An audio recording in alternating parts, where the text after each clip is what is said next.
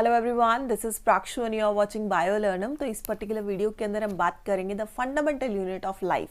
Class 9th biology का ये chapter है और पूरे चैप्टर के ऊपर डिटेल डिस्कशन करेंगे इसी एक वीडियो के अंदर। तो बने रहिएगा वीडियो के एंड तक। So let's begin with the chapter. सबसे पहले हम बात करेंगे जो चैप्टर की स्टार्टिंग है वो कुछ डिस्कवरीज के साथ हुई है। जैसे कि जो सेल था वो किसने डिस्कवर किया था, सबसे पहले सेल को किसने देखा था।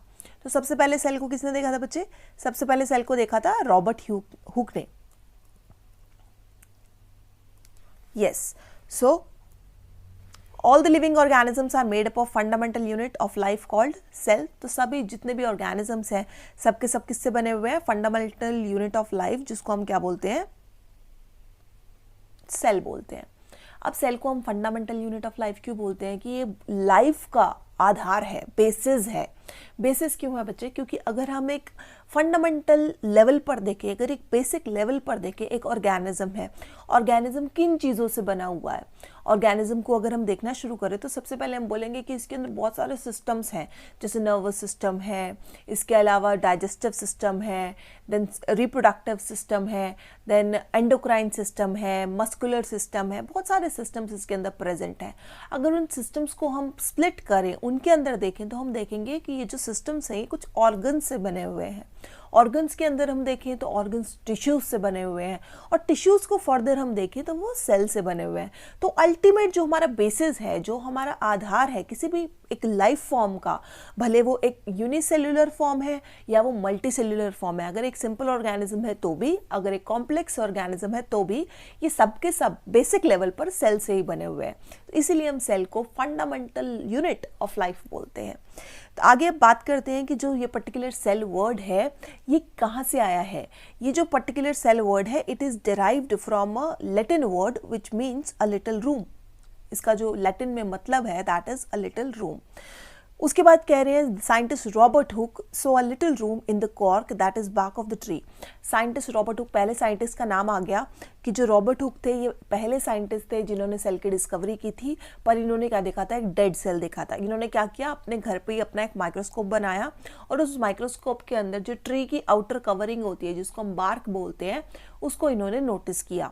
तो उसको जब नोटिस किया, डेड सेल था, उसके अंदर तो कुछ था नहीं, तो बोले कि मुझे तो एम्प्टी रूम्स दिख रहे हैं, हनीकॉम्ब लाइक स्ट्रक्चर दिख रहा है। क्योंकि बच्चे यहाँ पर इस सेल के अंदर, जब एक सेल के अंदर सपोज कोई सेल है, पॉलीगोनल शेप बना देती हूँ मैं, इस सेल के अंदर जितने भी कंपोनेंट्स हैं, सपोज न्यूक्लियस था, साइटोप्लाज्म था, या जो भी कंपोनेंट्स थे, जब सेल डेड हो जाता है वो सब खत्म हो जाते हैं, दे ऑल वैनिश। सो जब ये सब चीज़ें खत्म हो गई तो यहाँ पर हमको कुछ भी नहीं दिखेगा और क्या दिखेगा? Empty room. तो कुछ इस तरीके का स्ट्रक्चर दिखा और इसको रॉबर्ट हुक ने क्या बोल दिया? एम्प्टी रूम्स या फिर हनीकॉम्ब लाइक स्ट्रक्चर। आगे बोल रहे हैं कि जो लिवनहॉक साइंटिस्ट थे, इन्होंने, ये दूसरे साइंटिस्ट हैं, इन्होंने क्या देखा था? इन्होंने एक लिविंग सेल देखा था। तो डेड सेल किसने देखा? रॉबर्ट हुक ने देखा। लिविंग सेल किसने देखा? लिवनहॉक ने देखा। लिवनहॉक ने सबसे पहले कहाँ पे देखा? पॉन्ड वाटर के अंदर इन सेल्स को देखा for the very first time. और सबसे पहले उन्होंने कौन से सेल्स देखे? अगर पूछ लेते हैं तो क्या देखा? प्रोटोजोअन्स देखे, जैसे अमीबा हो गया, प्लाज्मोडियम हो गया, ये सब ऑर्गेनिजम्स उन्होंने देखे थे। लिवनहॉक को फादर ऑफ माइक्रोबायोलॉजी भी बोलते हैं। आगे चलते हैं। Scientist Robert Brown discover the nucleus in the cell. जो सेल के अंदर न्यूक्लियस प्रेजेंट होता है वो किसने देखा? रॉबर्ट ब्राउन ने देखा। तो जो डिस्कवरी न्यूक्लियस की है वो रॉबर्ट ब्राउन ने की है। उसके बाद आ जाती है cell theory. Cell theory is a important topic. Cell theory जो है हमारी वो किसने दी थी? शील्डन एंड शुआन ने दी थी। शील्डन शुआन, इनमें से एक जो था वो बॉटनिस्ट था और एक जूलॉजिस्ट था, मतलब एक प्लांट्स की स्टडी करते थे और दूसरे साइंटिस्ट एनिमल्स की स्टडी करते थे। तो दोनों ने अपनी स्टडी को के बेसिस पर एक थ्योरी दी जिसको हम बोलते हैं सेल थ्योरी। अब ये सेल थ्योरी क्या कहती है कि जितने भी प्लांट्स या जितने भी एनिमल्स हैं सब के सब सेल्स से बने हुए हैं, they all are comprising of cells. ये थी सेल थ्योरी और ये दी थी शील्डन एंड शुआन ने। अब इस सेल थ्योरी के अंदर एक कमी लगी, किसको? मतलब एक मिसिंग पॉइंट लगा, किसको? रुडोल्फ विर्शो को। तो यहाँ पर ये जो हमारे एक अलग साइंटिस्ट हैं, तीसरे साइंटिस्ट हैं रुडोल्फ विर्शो, इन्होंने क्या किया? इस सेल थ्योरी को मॉडिफाई कर दिया। तो पढ़ने में हम पढ़ते हैं modification of cell theory. It was given by Rudolf Virchow. उन्होंने एक और पॉइंट ऐड कर दिया सेल थ्योरी के अंदर और क्या बोला कि all cells arise from pre existing cell. कि हाँ, ये बात तो ठीक है कि सभी प्लांट्स और सभी एनिमल्स सेल से बने हुए हैं, पर जो सेल्स से वो बने हुए हैं वो सेल्स प्री एग्जिस्टिंग सेल से आते हैं, यानी अगर यहाँ पर एक सेल है तो वो एक मदर सेल से आया है, दैट इज इसको अगर हम मदर सेल बोले तो मदर सेल ने डिवाइड किया और यहाँ पर क्या आ गए डॉटर सेल्स। तो कोई भी सेल अगर हम लेंगे तो वो एक प्री एग्जिस्टिंग सेल से आया है। ऑल राइट, सो ये थी मॉडिफिकेशन ऑफ सेल थ्योरी। आगे हम बोलते हैं कि सेल जो है वो डिफर करते हैं साइज, शेप और स्ट्रक्चर के अंदर। जैसे कि देख सकते हैं ये स्पर्म सेल है, ये मोटाइल सेल है, इसके पास एक टेल होती है। इसके अलावा ये एक एग सेल है, ये एक रूट हेयर सेल है, सिलिएटेड एपिथेलियल सेल, यहाँ पर सीलिया प्रेजेंट है। यहाँ पर देखो व्हाइट ब्लड सेल, इसका न्यूक्लियस देखो बच्चे कैसा है। देन एक रेड ब्लड सेल है, इसके पास तो न्यूक्लियस ही नहीं है। उसके बाद मसल सेल है, वो कुछ ऐसा दिख रहा है। Nerve cell which is the longest cell of the body.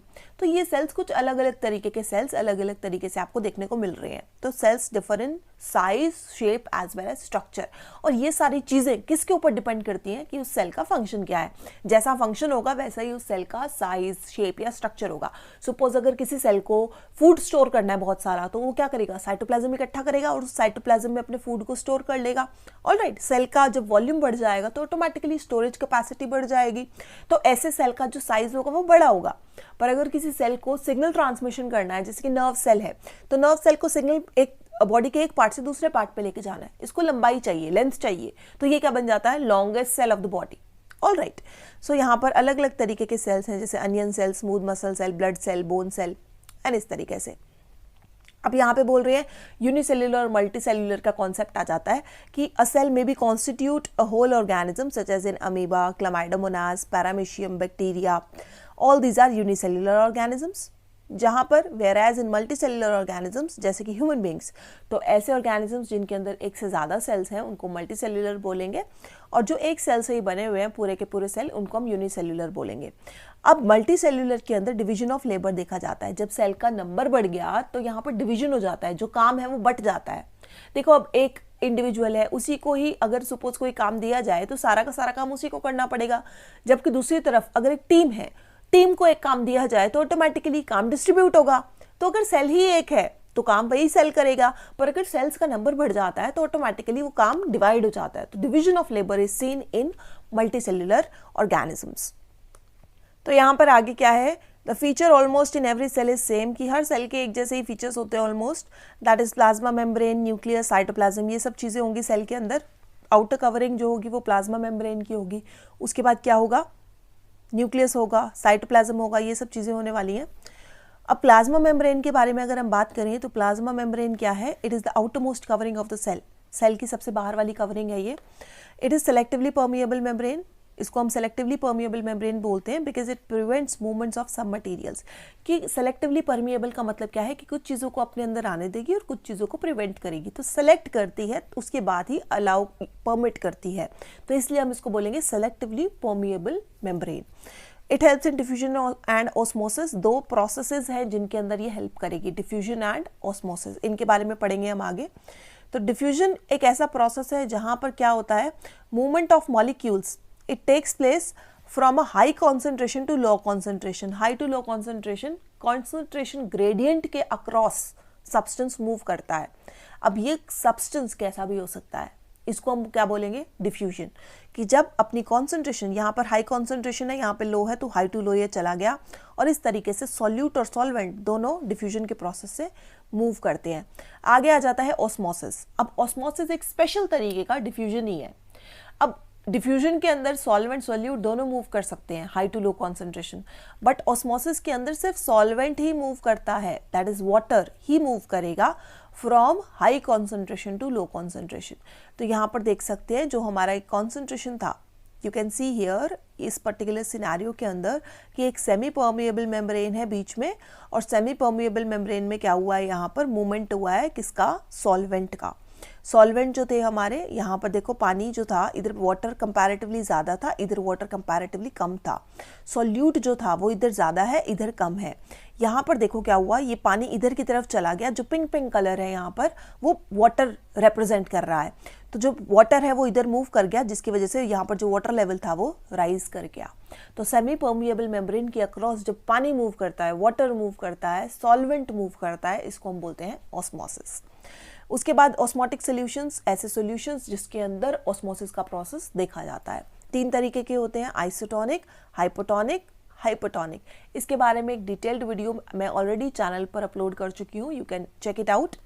So isotonic solution जो है ऐसा सोल्यूशन है जिसके अंदर अगर हम सेल को रखेंगे तो कोई भी चेंज नहीं आएगा, क्योंकि जो वाटर का कॉन्सेंट्रेशन है वो सेल के अंदर और सेल के बाहर सेम है। तो यहाँ पर सेम वाटर कॉन्सेंट्रेशन है, आइसोटोनिक सोल्यूशन बोलेंगे। और यहाँ पर जो सेल मेम्ब्रेन के थ्रू वाटर जो है दोनों डायरेक्शंस में मूव करता है, ultimately no water movement, net जो वाटर मूवमेंट होगी वो जीरो होगी, कि पानी अंदर भी मूव किया बाहर भी मूव किया। इस तरीके से आइसोटोनिक सोल्यूशन का ये पहला एग्जांपल है, पानी अंदर भी मूव करेगा बाहर भी जाएगा और नेट मूवमेंट जो होगी वो जीरो होगी। हाइपोटोनिक सोल्यूशन की अगर हम बात करें, हाइपोटोनिक सोल्यूशन के अंदर क्या होगा, यहाँ पर पानी अंदर की तरफ मूव करेगा, that is cell gains water, cell water को गेन करेगा if the medium is surrounding the cell has higher water concentration. अगर सेल के बाहर पानी ज्यादा है तो सेल जो है वो पानी को अपने अंदर ले लेगा, सॉल्वेंट जो है वो अंदर मूव कर जाएगा, और इसको हम क्या बोलते हैं, इसको हम बोलेंगे हाइपोटोनिक सोल्यूशन। और जब सेल के अंदर पानी मूव करता है इस प्रोसेस को हम बोलते हैं एंडोस्मोसिस। ठीक है, एंडोस्मोसिस बोलेंगे जब सेल के अंदर पानी मूव करेगा, एंट्री लेगा इन, ऑलराइट। और जब सेल से बाहर पानी निकल जाता है, ये कब निकलता है, हाइपोटोनिक के अंदर। सेल के बाहर पानी कम है, अंदर पानी ज्यादा है, तो क्या करेगा, अंदर ज्यादा है बाहर कम, अंदर से बाहर, अंदर से जब बाहर गया प्रोसेस को हम क्या बोलेंगे, एग्जॉस्मोसिस। और एग्जॉस्मोसिस से क्या होगा, सेल जो पानी बाहर चला गया तो सेल क्या हो जाएगा, सिकुड़ जाएगा, श्रिंक, सेल श्रिंकेज देखी जाएगी। ठीक है, तो अब सेल की जो ड्रिंकिंग है इसको हम क्या बोलते हैं, एंडोस्मोसिस, और जो ओमिशन ऑफ वाटर है इसको हम बोलेंगे एग्जॉस्मोसिस। नाउ अब अगर ये तो था वाटर के केस में, अगर हम बात करते हैं फूड पार्टिकल के केस में, सॉलिड पार्टिकल के केस में, तो अगर सेल के अंदर फूड एंट्री लेता है इसको हम बोलते हैं एंडोसाइटोसिस। और अगर ये एग्जिट करता है फूड पार्टिकल, या फूड तो क्यों एग्जिट करेगा, कोई वेस्ट पार्टिकल है वो एग्जिट करता है, सॉलिड वेस्ट है कोई वो एग्जिट करेगा, तो उसको हम बोलेंगे एक्सोसाइटोसिस। तो अमीबा अगर खाना खाएगा तो हम उसको क्या बोलेंगे, उसको हम बोलेंगे एंडोसाइटोसिस। और अमीबा अगर सॉलिड पार्टिकल एक्सक्रीट करेगा उसको हम क्या बोलेंगे, एक्सोसाइटोसिस। ठीक है, अब नेक्स्ट आ जाता है हमारा cell wall. Cell wall is a rigid outer covering composed of cellulose की ये बनी होती है। अब सेल मेम्ब्रेन और सेल वॉल में क्या डिफरेंस होता है, सेल मेम्ब्रेन एक हमारा बोल सकते हैं इलास्टिक स्ट्रक्चर है, जबकि सेल वॉल कैसा है, एक रिजिड सख्त हार्ड मेम्ब्रेन है। ठीक है, वो इलास्टिसिटी शो नहीं करेगी। ऑलराइट, सो इट प्रोवाइड्स, अब इसके क्या फायदे हैं, it provide structural strength, plant cells को स्ट्रेंथ प्रोवाइड करती है। When living cell lose water there is shrinkage of cell contents away from the cell, this phenomena is called plasmolysis. कि जब सेल वॉल, प्लांट के case में जब cell shrink करता है तो इसके जो सेल के कंटेंट्स हैं वो सेल वॉल से दूर चले जाते हैं। You can see it in this particular diagram. यहाँ पर देखो इस पर्टिकुलर डायग्राम के अंदर यहाँ पर क्या हुआ, ये जो आउटर वॉल थी ये थी सेल वॉल, ये जो बाहर वाली दिख रही है, सेल वॉल से दूर चले गए सेल के कंटेंट्स, और इसको हम क्या बोलते हैं, इसको हम बोलेंगे plasmolysis. All right, the cell wall permits the cells of plants, fungi and bacteria, इन सब के पास सेल वॉल होता है, to withstand very dilute that is hypotonic external media without bursting. अगर सपोज हाइपोटोनिक मीडिया है तो इस मीडिया के अंदर भी वो सेल को फटने से बचाएगी हमारी जो सेल वॉल है। नेक्स्ट आता है न्यूक्लियस। न्यूक्लियस एक डार्क कलर्ड का ऑर्गेनली है जो कि कैसा दिखता है, स्फेरिकल या ओवल दिखता है, डॉट लाइक स्ट्रक्चर है और सेल के ऑलमोस्ट सेंटर में प्रेजेंट होता है। Nucleus plays a central role, इसका मुख्य काम है किसके अंदर, सेल की एक्टिविटीज के अंदर, जैसे कि रिप्रोडक्शन हो गया। अब अगर हम न्यूक्लियस के अंदर बात करें, होता क्या है न्यूक्लियस के अंदर, ये क्रोमेटिन, ये जो नूडल के जैसा दिख रहा है ये सब्सटेंस रेड कलर का, ये क्या है, chromatin. Chromatin material gets organized into chromosomes. जब सेल को पता चलता है कि मैंने डिवाइड करना है तो उसका क्रोमेटिन क्रोमोसोम के अंदर कन्वर्ट हो जाता है। The chromosomes contain information of inheritance of features from parents to next generation in the form of DNA. अब इन क्रोमोसोम्स, इन क्रोमेटिन के अंदर में क्या प्रेजेंट होता है, इनके अंदर में कुछ इस तरीके का बच्चे डीएनए प्रेजेंट होता है। ये डीएनए क्या करता है, ये डीएनए इंफॉर्मेशन को पास करेगा पेरेंट्स से ऑफस्प्रिंग्स के अंदर। तो जो सेल के अंदर न्यूक्लियस है, न्यूक्लियस के अंदर क्रोमेटिन है, क्रोमेटिन के अंदर डीएनए है, डीएनए के अंदर क्या रहेंगे, जीन्स, जो कि इंफॉर्मेशन को ट्रांसफर करेंगे फ्रॉम पेरेंट्स टू ऑफस्प्रिंग्स। ठीक है, the functional segments of DNA are called genes. जो डीएनए के सेगमेंट्स होते हैं उनको हम क्या बोल देते हैं, उनको हम बोल देंगे जीन्स। ऑलराइट, तो देख सकते हो ये यहाँ पर न्यूक्लियस का स्ट्रक्चर है। न्यूक्लियस के स्ट्रक्चर के अंदर न्यूक्लियर पोर्स, कुछ होल्स प्रेजेंट होते हैं। ये न्यूक्लियर एनवेलप है जो बाहर दिख रहा है। अंदर में जो जेली लाइक मटेरियल है उसको हम न्यूक्लियोप्लाज्म बोलते हैं, और न्यूक्लियस के अंदर एक न्यूक्लियोलस भी प्रेजेंट होता है। ये न्यूक्लियस का डायग्राम हो गया। ऑलराइट, नेक्स्ट आते हैं प्रोकैरियोटिक यूकैरियोटिक के कॉन्सेप्ट पे। In some organisms like bacteria nucleus is not covered by nuclear membrane. Nuclear membrane से कवर नहीं होता है, hence it is called prokaryote. The organisms of these cells having nuclear membrane, कुछ cells के पास क्या होती है, न्यूक्लियर मेम्ब्रेन होती है, उनको हम क्या बोलते हैं, यूकैरियोट। तो जिनके पास न्यूक्लियर मेम्ब्रेन नहीं है उनको हम क्या बोलेंगे, प्रोकैरियोट। जिनके पास न्यूक्लियर मेम्ब्रेन है उनको हम बोलेंगे यूकैरियोट। प्रो यानी प्रिमिटिव, पुराना है इनका न्यूक्लियस, जबकि यूकैरियोट यानी न्यू न्यूक्लियस होगा इनके पास। ऑलराइट, अब कुछ डिफरेंस हम बात करेंगे प्रोकैरियोट्स यूकैरियोट्स के डिफरेंस के बारे में। तो यहाँ पे एनसीईआरटी से एक टेबल लिया गया है। एनसीईआरटी के अंदर है ये बच्चे, ये वाला पर्टिकुलर टेबल। डायग्राम देख लेते हैं। डायग्राम कुछ ऐसा दिखेगा, प्रोकैरियोट सेल कुछ ऐसा दिखेगा। इसके अंदर जो न्यूक्लियस मटेरियल है वो देखो ऐसा है, कोई न्यूक्लियर मेम्ब्रेन नहीं है इसकी। यहाँ पर देखो एक न्यूक्लियर मेम्ब्रेन है, एक प्रॉपर न्यूक्लियस प्रेजेंट है, सेल ऑर्गेनेलीज प्रेजेंट है। यहाँ पर डिस्टिंक्ट सेल ऑर्गेनेलीज भी नहीं होंगी, ठीक है। Membrane bound cell organelles absent होती हैं यूकैरियोटिक सेल्स के केस में, जो मेम्ब्रेन बाउंड सेल ऑर्गेनेलीज होंगी वो एब्सेंट होंगी प्रोकैरियोट्स के केस में, क्योंकि इनके पास कोई मेम्ब्रेन नहीं होती। तो ऑर्गेनेली बना ली, उसकी मेम्ब्रेन तो है ही नहीं। तो मेम्ब्रेन बाउंड सेल ऑर्गेनेली, ऐसा मतलब कि ऐसा सेल ऑर्गेनेली जिसके पास मेम्ब्रेन है वो नहीं होगी प्रोकैरियोट सेल के अंदर। यूकैरियोट्स में सब देखा जाएगा। तो जो साइज होता है वो जनरली स्मॉल होता है, दैट इज अप्रॉक्सीमेटली 1 माइक्रोमीटर के आसपास होगा। इसका साइज अप्रॉक्सीमेटली ज़्यादा होगा। यहाँ पर कोई डिफाइंड रीजन नहीं होगा। यहाँ पर देखो वेल डिफाइंड है, it is not well defined and it is known as nucleoid, ठीक है। ऐसे न्यूक्लियस को हम क्या बोलेंगे, यहाँ पर न्यूक्लियोइड बोलेंगे। ऑलराइट, क्रोमोसोम यहाँ पर एक ही है, यहाँ पर सिंगल क्रोमोसोम रहेगा, यहाँ पर मोर देन 1 क्रोमोसोम रहेगा। उसके बाद मेम्ब्रेन बाउंड सेल ऑर्गेनेलीज यहाँ पर एब्सेंट रहेंगी, यहाँ पर प्रेजेंट रहेंगी। तो ये क्या आते हैं, ये प्रोकैरियोटिक और यूकैरियोटिक सेल के कुछ डिफरेंसेस थे। अब सेल ऑर्गेनेलीज के ऊपर आए तो सेल ऑर्गेनेलीज ये देखो बच्चे, every cell has a fluid matrix which is known as cytoplasm. Nucleus and cytoplasm is together known as protoplasm. Nucleus और साइटोप्लाज्म को क्या बोलते हैं, protoplasm. Protoplasm term was coined bye पुरकिंजी, एक और साइंटिस्ट आ गए, पुरकिंजी ने प्रोटोप्लाज्म टर्म को दिया था। It has important cell organelle, इनके अंदर इंपॉर्टेंट सेल ऑर्गेनेली होते हैं जैसे कि endoplasmic reticulum, Golgi apparatus, lysosomes, mitochondria, plastids and vacuoles. तो एंडोप्लाज्मिक रेटिकुलम के बारे में बात करेंगे। सबसे पहले हमारा जो एंडोप्लाज्मिक रेटिकुलम है बच्चे दो तरीके से होता है। कहाँ पे प्रेजेंट होता है, न्यूक्लियस के बिल्कुल साथ में प्रेजेंट होता है। सो एंडोप्लाज्मिक रेटिकुलम एक मेम्ब्रेन बाउंड नेटवर्क होता है, मेम्ब्रेन्स का बना हुआ होता है। इसके अंदर में ट्यूब्यूल्स प्रेजेंट होते हैं, वेसिकल्स प्रेजेंट होते हैं। जो ट्यूब लाइक स्ट्रक्चर्स दिखेंगे बिल्कुल पतले पतले से ट्यूब लाइक स्ट्रक्चर्स होंगे उनको ट्यूब्यूल्स बोलेंगे, और जो राउंड राउंड दिखेंगे यहाँ पर उनको हम क्या बोलेंगे, वेसिकल्स बोलेंगे, ठीक है। जो स्फेरिकल स्ट्रक्चर हुआ वो तो हो गया वेसिकल, जो ट्यूब लाइक हुआ वो हो गया ट्यूब्यूल। ये दोनों कहाँ पे प्रेजेंट होते हैं, एंडोप्लाज्मिक रेटिकुलम। शॉर्ट फॉर्म क्या है इसकी, ER, ठीक है। अब देखो ये सेल में यहाँ पे प्रेजेंट है, जो पर्पल कलर का दिख रहा है, this is ER। There are 2 types of endoplasmic reticulum, rough भी प्रेजेंट होता है और स्मूथ भी प्रेजेंट होता है, ठीक है। तो रफ होगा एक तो, और दूसरा होगा smooth. Rough endoplasmic reticulum, it looks rough because ribosomes are attached to its surface. जो रफ है उसके साथ में राइबोसोम्स अटैच्ड हैं, और ये राइबोसोम्स क्या करते हैं, प्रोटीन सिंथेसिस करते हैं, ठीक है। तो ribosomes are the site of protein synthesis, ठीक है। तो रफ RER एक हो गया टाइप, और दूसरा कौन सा हो गया, SER।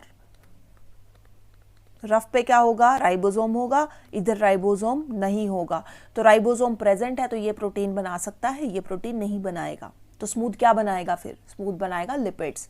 तो ये बनाएगा प्रोटीन्स, ये बनाएगा लिपिड्स, दोनों मिलके क्या बनाएंगे, मेम्ब्रेन्स, ठीक है।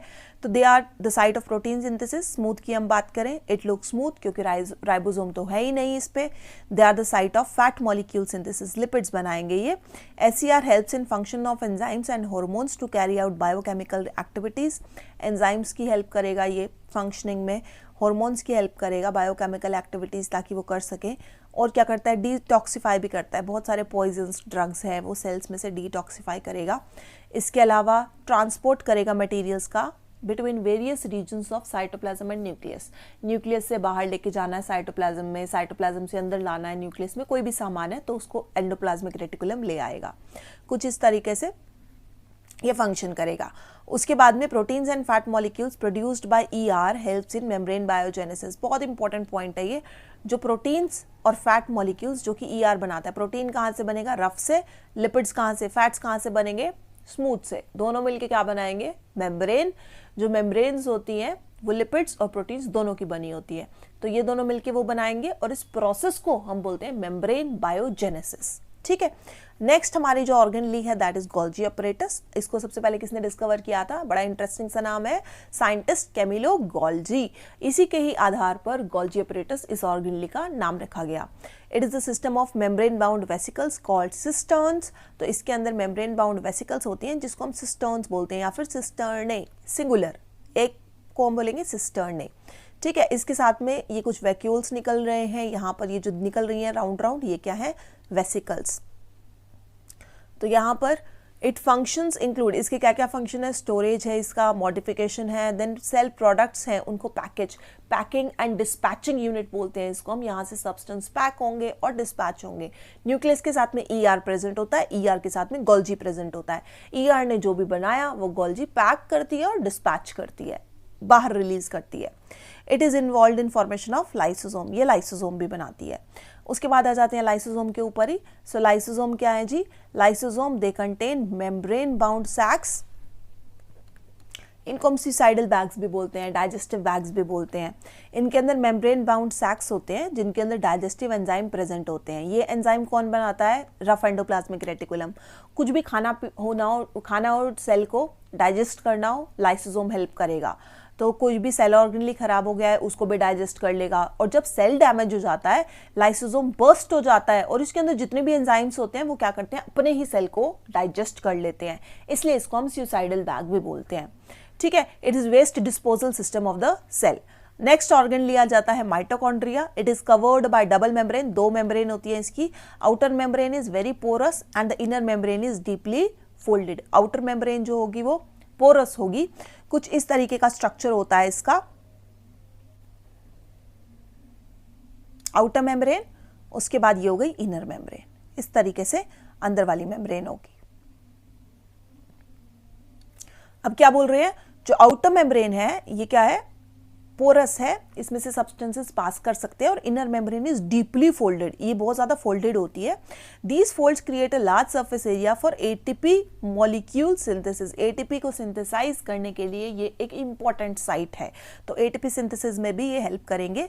ATP is the energy currency of the cell, hence mitochondria are known as power house of the cell. ये देखो पीछे डायग्राम, यहाँ पर एटीपी सिंथेसिस होगा, यहाँ पर इसको हम क्या बोलेंगे, इसको हम बोलेंगे मैट्रिक्स, इसको हम बोलेंगे राइबोसोम्स। इसके अंदर कुछ राइबोसोम्स भी प्रेजेंट होते हैं।